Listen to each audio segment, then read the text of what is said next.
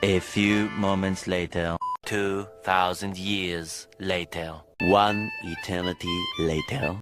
देखिए, ये खुदा का तस्वुर कोई नया तस्वुर नहीं है, ये सदियों से रहा है। ये कुछ रिलीजन 3000 साल पुराने होंगे, 4000 साल पुराने होंगे, लेकिन इंसान कोई 10,000 12,000 साल से एग्जिस्ट करता है। होमो सेपियंस। सीधी बात, सबकी उल्टी गिनती चालू। मैं यहाँ की शक्ल में, और हमेशा कुछ ना कुछ मजहब रहे। ये मजहब जाहिलों के नहीं थे, ये मजहब एक ऐसी ग्रीक सोसाइटी के थे जहाँ बड़े बड़े फिलोसफर पैदा हुए। ये मजहब इजिप्शियंस के थे जिन्होंने पिरामिड्स बनाए थे। ये रोमन्स के थे कि जिनका आर्किटेक्चर और सेनेट यानी पहली बुनियाद डेमोक्रेसी की, लिमिटेड थी मगर डेमोक्रेसी थी, ये उन लोगों ने किए थे।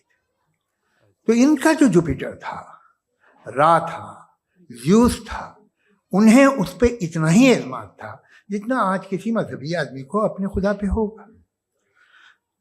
क्रिश्चियनिटी आने से पहले यूरोप में एक मजहब था, जर्मेनिक रिलीजन। उसका एक खुदा था, उसकी एक बीवी थी, उसके 2 बेटे थे, एक बेटी। कौन है ये लोग? कहां से आते हैं? वो खुदा, उसकी बीवी और पूरे खानदान चला गया। तो हमने, अगर हम हिस्ट्री देखें तो खुदा जो है वो ज़्यादातर फ़नी है, वो हमेशा रहे नहीं। और वो जो लोग इन्हें मानते थे, उनको आप कहें वो तो जाहिल थे, उन्हें तो कुछ पता ही नहीं था। ऐसा नहीं है, वो अपने वक्त में बड़े काबिल लोग थे और अपने वक्त में उन्होंने बड़े बड़े काम किए हैं। फिलोसफर्स थे, साइंटिस्ट थे, लेकिन उनका मजहब कहाँ गया, उनके खुदा कहाँ गए? आज जो खुदा हैं दुनिया में, लोग उन्हें मानते हैं। आपको क्या मालूम कि कितने बरसों के बाद क्या होने वाला है? हम यूरोप में देखते हैं तो चर्च खाली हैं। तो वक्त के साथ चीज़ें बदलती हैं। जहाँ तक इसका ताल्लुक है मजहबों का, हर मजहब आपसे एक चीज़ मांगता है, फेथ। ये फेथ क्या चीज़ होती है? What is the difference between faith and belief? ये तो बहुत ही अहमकाना बात होगी कि कोई आदमी कहे साहब अगर खुदा है तो मुझे दिखाइए। ये तो जाहिलाना बात हुई। मैंने तो नॉर्थ पोल नहीं देखा है, मगर मैं मानता हूँ कि नॉर्थ पोल है। मैं क्यों मानता हूँ? इसलिए कि अगर ये दुनिया राउंड है तो उसका कोई टॉप होगा। अबे ओ दिवाली की फुलझड़ी। कुछ लोग हैं जो वहाँ गए भी हैं, कॉमन सेंस कहता है कि ऐसा होगा, सबूत है, गवाह है, रीजन है। तो ये मेरा फेथ नहीं है। तो फेथ में और बिलीफ में डिफरेंस क्या है? जो मजहब मांगता है आपसे, हर मजहब फेथ मांगता। फेथ का मतलब ये है कि ना कोई गवाह हो, ना कोई सबूत हो, ना कोई रैशनल हो, ना कोई लॉजिक हो, ना कोई प्रूफ हो, मगर तुम एक बात को मानो। ये है फेथ। वरना बिलीफ होता। अगर इसमें कुछ भी सबूत होते, गवाह होते, तो फिर इसे आप बिलीफ कहते। जैसे मेरा बिलीफ है कि नॉर्थ पोल है, मेरा फेथ थोड़ी है।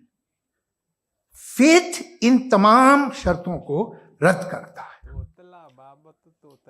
तो फिर स्टुपिडिटी क्या है?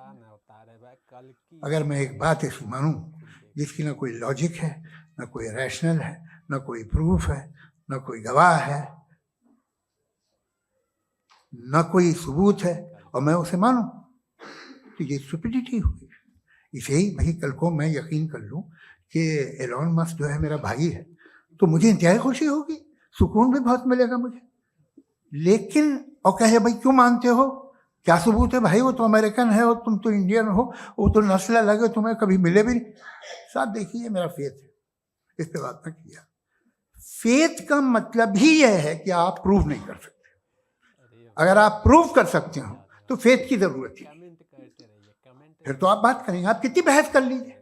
अल्टीमेटली दुनिया का हर मजहब फेथ पे टिका है, और फेथ का आप कहाँ के ज्ञानी बाबा? मतलब है एक ऐसा यकीन जिसका कोई सबूत, कोई गवाह, कोई रैशनल नहीं। अब आप ये कहें, क्या आप ये क्यों कह रहे हैं कि साहब ये कायनात किसने बनाई?